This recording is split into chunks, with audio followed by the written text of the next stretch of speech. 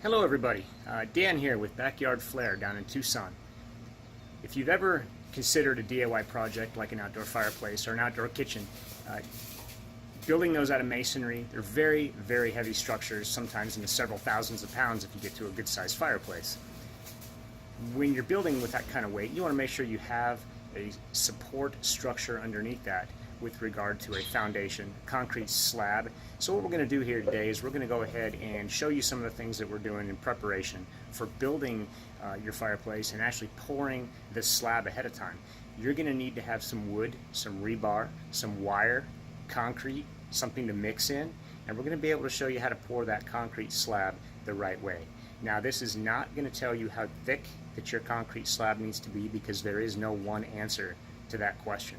Everybody's different with regard to ground prep, to undermining, water issues, settling, soil type. There's a lot of things that go into how thick your slab needs to be. Sometimes even frost line will dictate how deep the slab can be. Here in Arizona, we can pour a 3 or 4 inch slab and build on that with a several thousand pound structure, and we would be just fine. That may not be the case for your geographic area, so just keep that in mind. Okay, so what we've done is we've actually built a box out of 2x4. This is going to be a 16-inch by 24-inch piece of concrete that we're going to go ahead and pour. It's going to be about 3.5 inches thick, and we're going to have some rebar inside that. Now, the rebar we're using is a number 4 rebar, which is 1/2 inch diameter, and this is just 1 foot sections that I bought at Lowe's and stuff that I've used here. So you also have some wire tie that you can literally cut very simply with a pair of wire snips. That's going to be used to hold the rebar together to build a grid.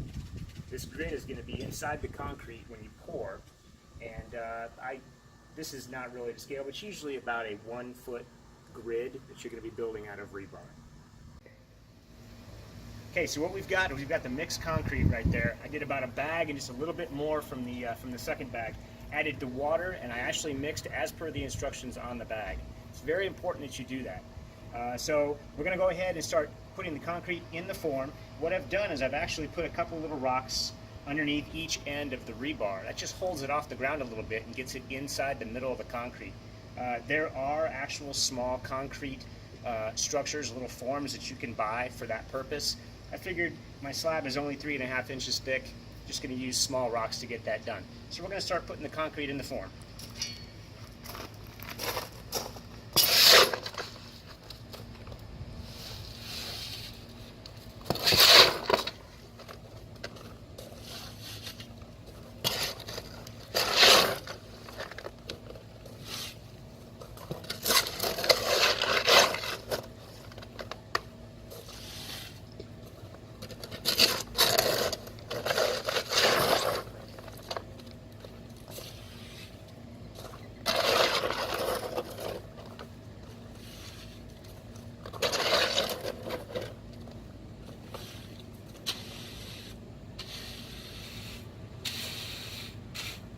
Okay, so this is precisely what I wanted to happen.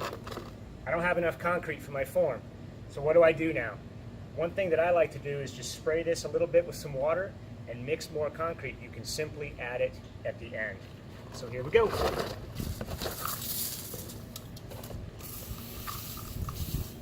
All you're doing is keeping that wet.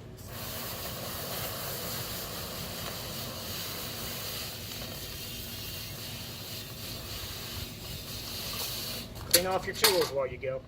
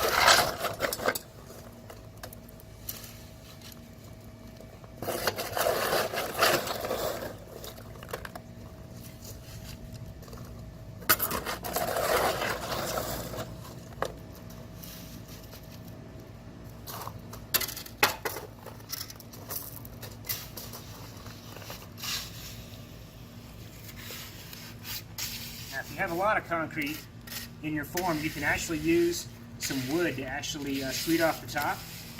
But if all you're doing is just pouring a little bit of a structure to hold some weight, and you don't have to be perfect with it, just use your little trowel. It's pretty simple.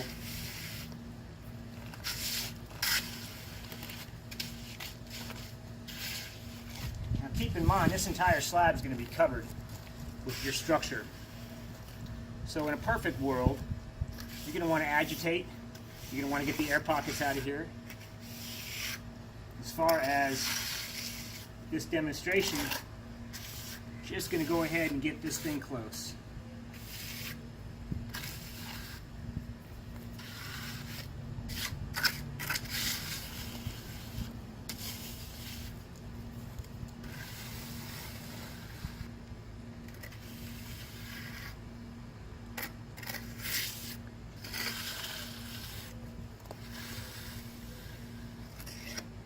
Alright, there you have it, folks.